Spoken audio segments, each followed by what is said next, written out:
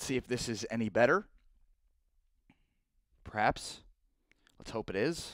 If not, well, then I'm returning this new router and modem because it's simply not good enough. To work. All right. Take 2 on Facebook this time. But again, please let me know in the comments if the stream's holding up, because if not, I've got big problems with this brand new router that I just hooked up.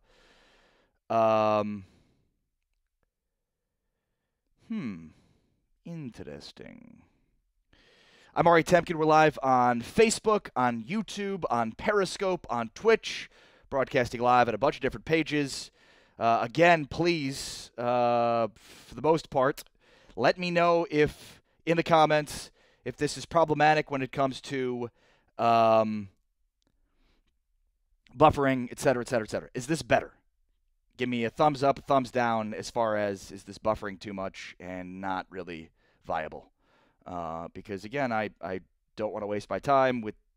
I basically spent a bunch of this morning hooking up a new modem and router because I was told that the one that you get from the cable company is not sufficient, yet I've been streaming pretty consistently pretty well from my house with it. I thought I could do better.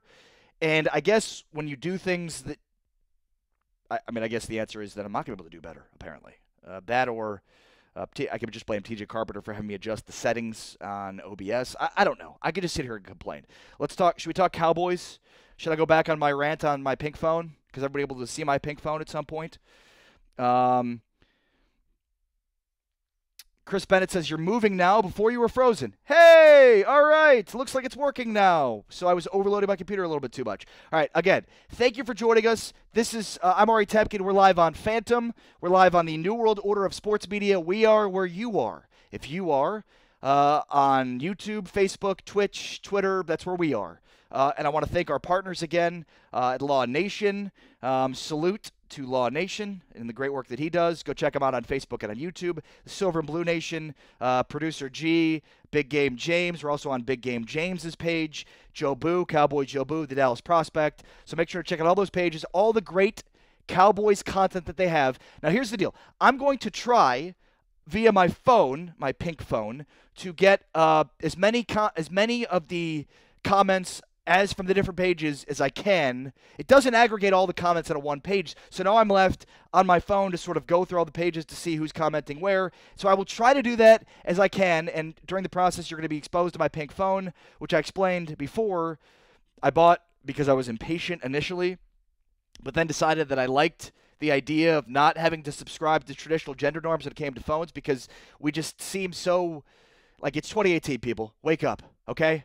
Wake up and smell the roses, because it's fine to be a man, a manly, masculine man, and have a pink phone. At least that's what I told myself. But everybody always comments on it, so I just found that to be kind of funny because, again, it's like we seem to be very open-minded as a world at this point in time, and yet everybody always comments on my pink phone. And by the way, it's rose gold.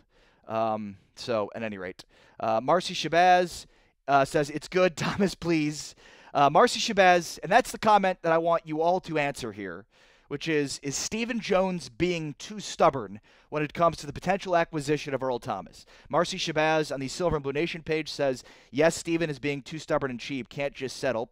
Richard Woodard says, what's good? What's good with you? Rico Garcia says, hello, nice phone, bro. Appreciate that, Rico. I don't know if you're being sarcastic, but I'm just going to say that you are not being sarcastic and that you are on board with my rose gold phone. Because I don't, like you, probably, Rico, subscribe to traditional gender norms when it comes to phones.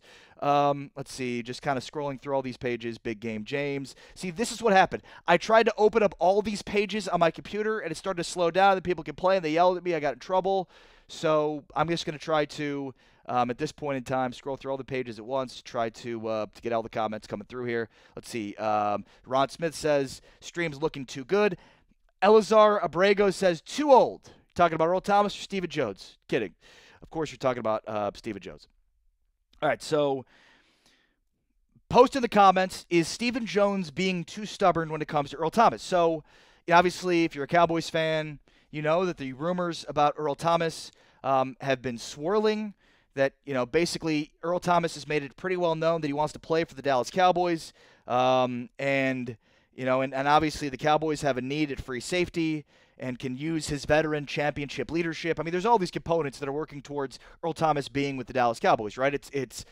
He's holding out. His contract is up after next season. He wants a long-term deal. He's getting older. Seattle has had a massive facelift when it comes to its roster. It's Richard Sherman's gone, Cliff Avrill's gone, Cam Chancellor's retired, Michael Bennett's gone, so the Legion of Boom is no more. So I mean, there's a lot of components to this. Let me just quickly share this because I didn't do it again for a second time. And there we go. I'm like in 100 places. This is very difficult to keep up with. No matter where you're watching this, if you could just go to facebook.com/watchphantom and post your comments there, it would just make everything a lot easier. But if you don't want to do that, that's fine. I'll try and come find you no matter where you are. I will find you. All right. So, it's Sports Fury says, "What up? Sports Fury!" Check out those guys. They're doing unbelievable work on YouTube. Love those guys. Hopefully they've gotten their stuff handled with Facebook, but Facebook for some reason just shut down their page for an inexplicable reason. So, Sean, Josh, gentlemen, what's going on? Appreciate you commenting on the comments on YouTube. Thank you.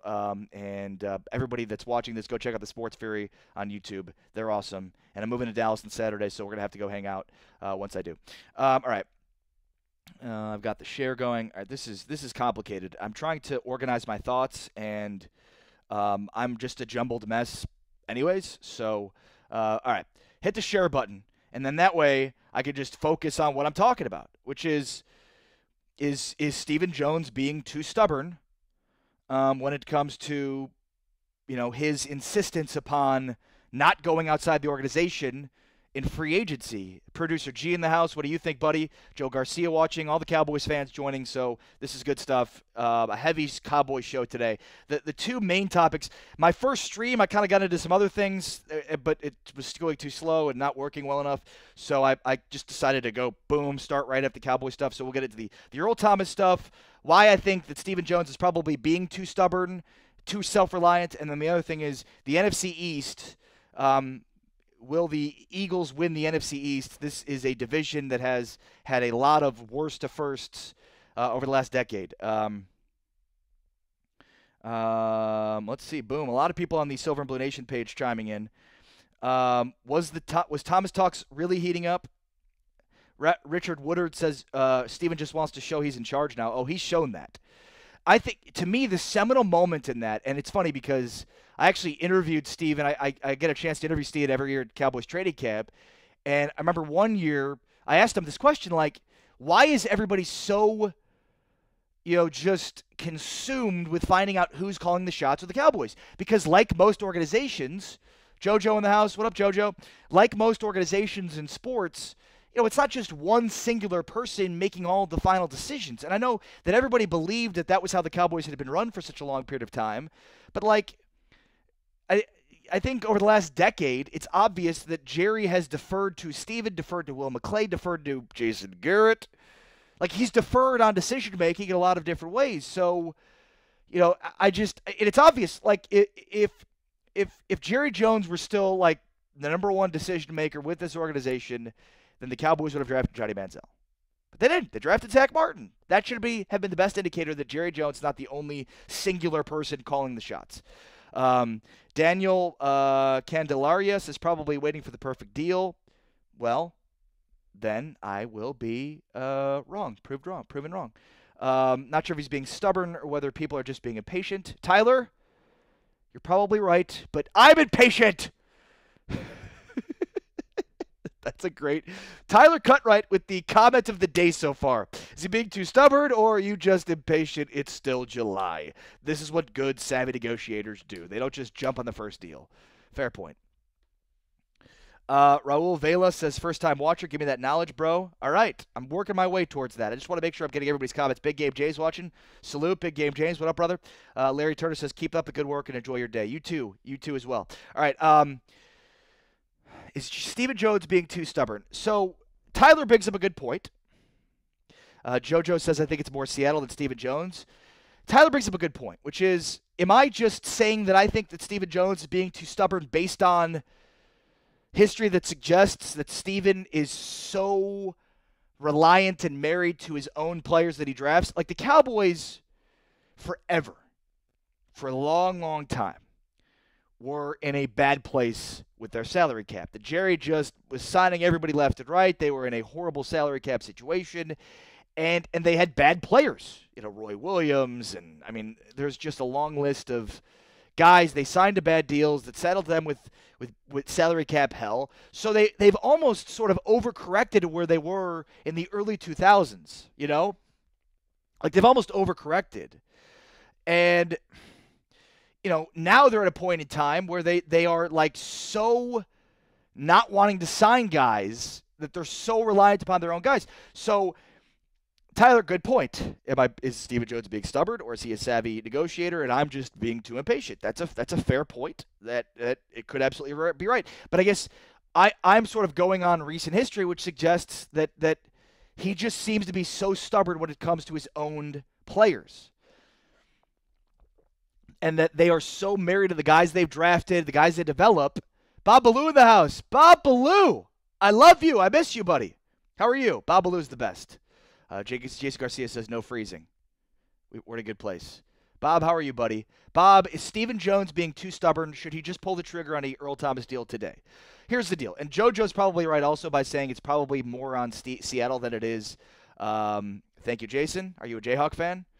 I know Bob Ballou's a huge Jayhawk fan. I actually wore this for Bob Ballou. I couldn't be happier that he joined the stream today with me wearing this Kansas Jayhawk shirt. Bob Ballou is KU Jayhawk fan numero uno. That's a fact. Write it in pen. Facts may not be accurate. So JoJo says the important point, which is it Steven being too stubborn, or is it, the fact that Seattle wants a first or a second round pick, which, agreed. The Cowboys should not give up a first or a second round pick to acquire Earl Thomas. Agreed. A third round pick, absolutely. Next year's third round pick for Earl Thomas should be the deal. It should already be done. I don't know why Seattle is holding out. Like maybe they think they could eventually get a second round pick for Earl Thomas, but how are you not okay with getting a third round pick for Earl Thomas? One, because if you don't trade Earl Thomas, you're getting an unhappy guy in your locker room. You're already rebuilding. You know you are. Cam Chancellor's gone. He retired. Cliff Avrill's gone. Richard Sherman's gone. Michael Bennett's gone. Like Seattle is clearly at a rebuild. Earl Thomas is on the last year of a deal. They're going to lose him anyways after this year. So why not pick up a third round pick for him when he's going to walk after this season? Why have a upset guy in your locker room, when you're trying to infuse a new culture, you're sort of starting from scratch. Like, what would be the point of bringing in a guy that clearly doesn't want to be there when at this point he's just signed for one more year? You're going to lose him anyways. You might as well trade him and get a third-round pick from him. That's good value. That's, you look at what the value on the open trade market is and has been. Third round is very adequate. Bob says, let's go get Earl. Bob, here's my question to you. Second-round pick? Would you be okay with that? Chris Bennett says, if you're not trading for Earl, who's back in Austin working out, go sign Kenny Vaccaro. Or just trade for Earl Thomas, because I'd rather have him than Kenny. Because there's a reason Kenny Vaccaro's still available. TJ Carpenter says, because he's good? You're saying the Seahawks aren't going to trade Earl Thomas for a third because he's good? I mean, but that seems to be a pretty fair asking price for a guy that's 30 that had played in 14 games last year and 11 games the year before that. TJ Carpenter with the very subtle Kenny Vaccaro sucks. Chris Bennett's not going to take too kindly to that. Bob Ballou says Steven knows all that, so he's probably saying a fourth. Eventually they agree on a third. Hopefully that's the best case scenario, right? Like that Steven right now is just being a savvy negotiator. They're saying a second. He's saying a fourth. And Seattle's basically like, absolutely not. And at some point, as we move throughout the summer, it'll eventually move its way to third-round pick. I said this on an earlier stream, and I believe it. I think the way this roster is set up, Mike Mickens on the Big Game James page says, bruh, ET's a good fit. Let's sign him already. Agreed there. He's a perfect fit. And, like, here's the thing I think. If you're the Cowboys, you don't sign him to a long-term deal. And maybe that's also something that's holding this up. Maybe, like, part of this is, hey, they can make the trade now. It's just that Earl Thomas wants a long-term deal. And, if you're the Cowboys, there's got to be some reluctance to do it. And that's why, like, I think Xavier Woods is a guy that could potentially be your starting free safety of the future. There's been some rumors I read today. The NFL supplemental draft is tomorrow.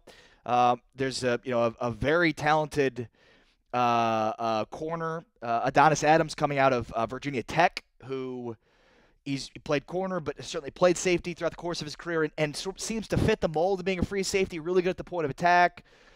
So maybe they go out and get him again. It does, to me, Xavier Woods or Adonis Adams are not ready to play and start at free safety on a championship-level team today. But, in the future, maybe, next year, the year after that. That's why, like, Earl Thomas, to me, is sort of a stopgap. You trade a third or a fourth to get Earl Thomas, and you're not necessarily, you don't want to lose a third-round pick, but at least you get wait and see on a 1 year, on him playing out the rest of his 1 year deal and see if it works out. But I just think it's important to have him in his championship pedigree in that locker room. I think today he's the best option you could possibly have at free safety, and he obviously wants to play for the Cowboys. TJ Carpenter says John Schneider is a better GM than Jerry Jones. That might be true, and TJ says by like ... a lot. So a couple of things on that. One, Stephen Jones is probably more GM today than Jerry is, and Stephen's a pretty savvy, good GM. With that being said, John Schneider, without Scott McCloughan, I think that's it, running his personnel department, not as good. I mean, they had a really good run with Legion of Boom, all players that Scott McCloughan brought in.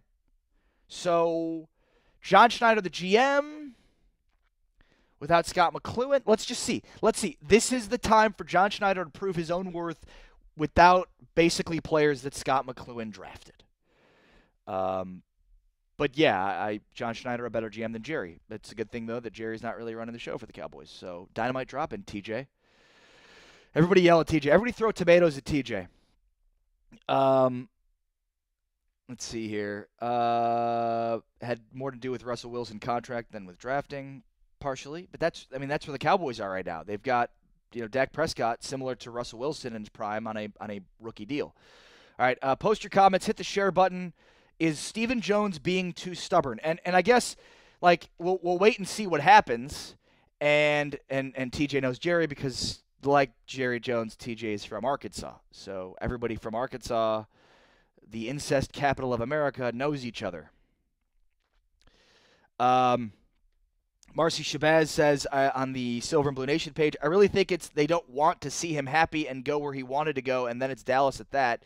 That they hate us, LOL. Look, but I mean, if you've got a guy, if you're in a rebuild, which they clearly are, again, Richard Sherman gone, Cliff Averill gone, Michael Bennett gone, Cam Chancellor gone. Like, it's clear, and they're not going to re-sign him to a long-term deal. So why not get, like, who cares who you're trading him to? Why not just get the value for him now if you're in a rebuild? Why not add a third-round pick when he's going to walk after this year and he could be poisoning that locker room because he's not,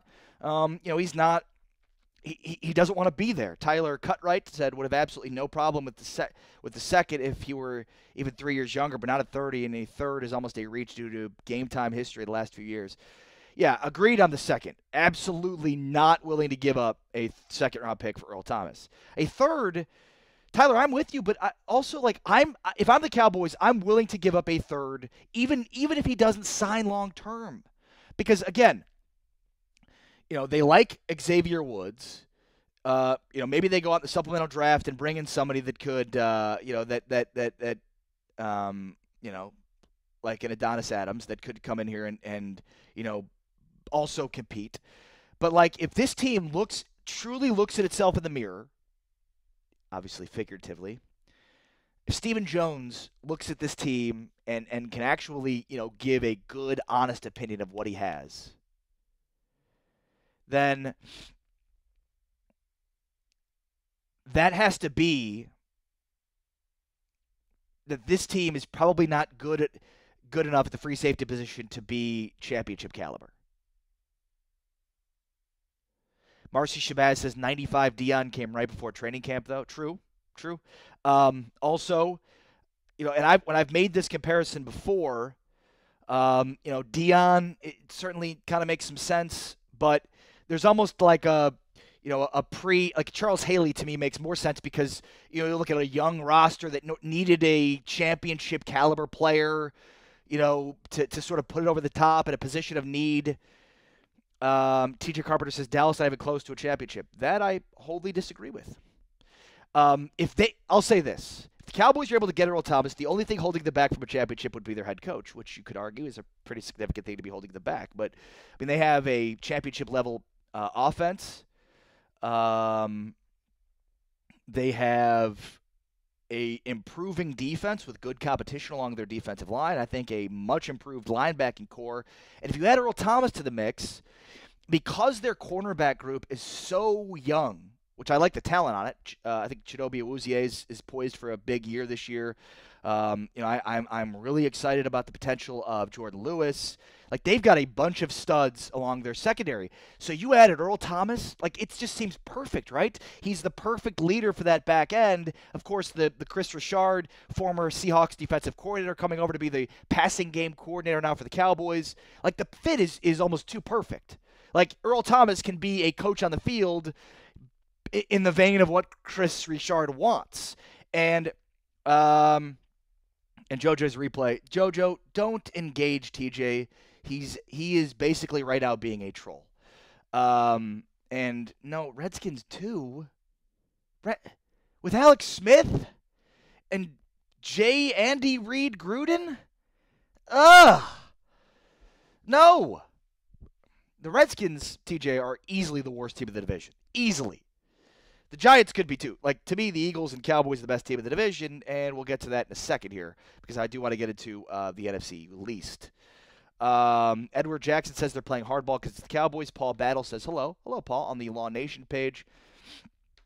Just kind of scrolling through all these pages to make sure I'm getting all the comments in here. I don't want to miss anybody out. And plus, I kind of want to silence TJ Carpenter a little bit. Jesse Couch says Dak not the one. I disagree with that.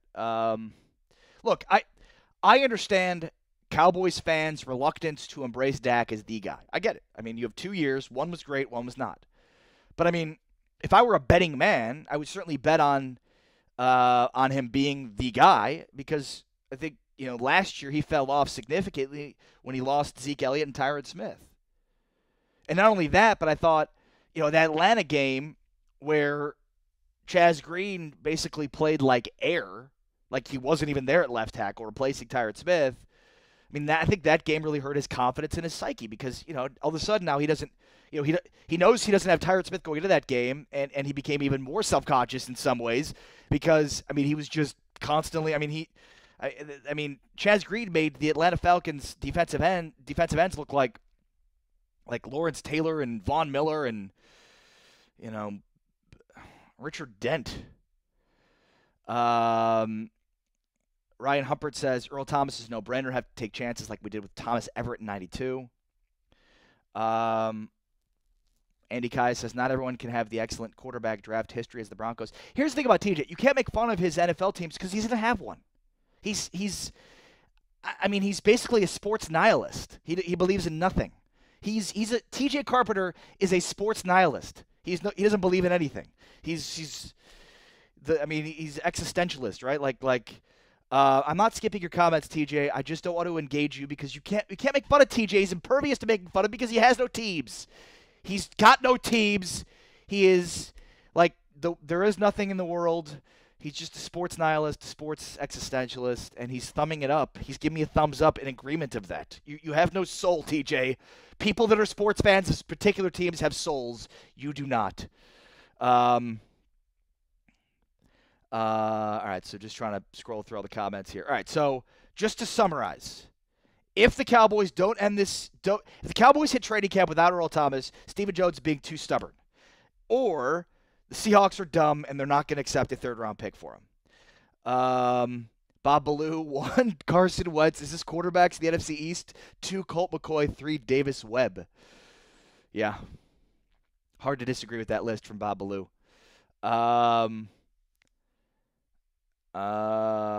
Team Colt. You guys are all horrible people. Is Colt McCoy still with the Redskins, by the way? Because if that's the case, then it's obvious that Colt McCoy is the best. He's the best quarterback in the division. So, again, to summarize, 3rd-round pick, good for Earl Thomas. Xavier Woods is not ready to become the free safety on a championship-level defense. Earl Thomas is. He's the perfect missing piece for this team. And, yes, in my opinion, they are a championship-level team. The only thing holding them back, especially if they get Earl Thomas, is coaching. And a coach that is just as middle-of-the-road, conservative. He gets past the 50-yard line. He's ready to kick his field goal, take his 3, and go home. Prove me wrong. In November, we'll revisit your list of best quarterbacks in the NFC East. I guess I can't prove you wrong. Let's see here. Charles Wanamaker says he's being stubborn on the, where are we? The Silver and Big Game James page. I'm like so scatterbrained right now. William Jenkins says on the Phantom page, give them a 3rd-round pick, sign Earl for 3 years. Give him a 3rd-round pick and don't. I mean, look, if Earl Thomas is saying, I'd like a long-term extension for the trade, and Seattle's saying, give me a 3rd-round pick, then maybe you start to look at it. But I'm also understand a reluctance on giving up a 3rd-round pick in order to get Earl in the long. I'd rather trade a 3rd-round pick and not have Earl Thomas locked up, truthfully. Because I do like what they have coming up, with these youngsters. Youngsters. I sound like I'm 800 years old when I say that. With these youngsters they've got coming up, they're going to be really good at some point. Oh, these young guys, they're just not ready, though. All right. Ryan Humpert says, put Crawford at the 3 tech with Collins and Ward. Crawford could bounce back out if needed, but we have enough ends to keep. Yeah, I agree with that. I don't know. I'm kind of out on Tyrone Crawford. He's just average. And I do see, like, D-Law, this is a proven year for him. I mean, they've got some good competition along their defensive line. In fact, if you're really interested, Ryan, William, everybody else, I have a Cowboys podcast, so just go to iTunes or wherever you download podcasts, search Cowboys Beat, and my latest episode. I think I'm the only Cowboys podcast that's going strong through the summer. So if you're into the Cowboys, go check out and subscribe and then rate my podcast, Cowboys Beat, because the most recent episode I've done, I went deep in depth on the defensive line, what I think. And obviously Randy Gregory, there's major questions on whether or not Randy Gregory will be cleared. So, that we'll have to see what's going on with that. All right. I want to thank everybody for joining us today. Thank you to Bob Ballou. You are the man. I miss you, brother. Be well. Hopefully we can hang out soon. Ryan Humpert, Andy Kais, Henry Munoz, TJ Carpenter, all the pages, Joe Boo Sports Report, Silver and Blue Nation, Big Game James, Dallas Prospect, Law Nation. Salute to all you folks. Go check out all the great work that they do on the Dallas Cowboys. No, Rico Gathers is not going to be the next Jason Witten. In fact, William, I don't even think he's going to be on the roster. Who's going to be the next Jason Witten? He's not on the roster right now. Jason Witten's really good. You don't just find like Hall of Fame great tight ends just like, oh, Witten to. I mean, it's not like Tim Duncan to David Robinson to Tim Duncan, At any rate, the topic I wanted to get into, the NFC East, the League of Parity. We'll have to do that tomorrow. Because I've got to pave the way for the great TJ Carpenter to give you his nonsensical, his sports nihilist opinions. God bless you, Ryan Humpert. Thank you for watching. Again, make sure to subscribe to my podcast. Make sure to check out the show every single day right here on Phantom at facebook.com/watchphantom. Appreciate everybody for joining us today. But for now, I'm out. Peace.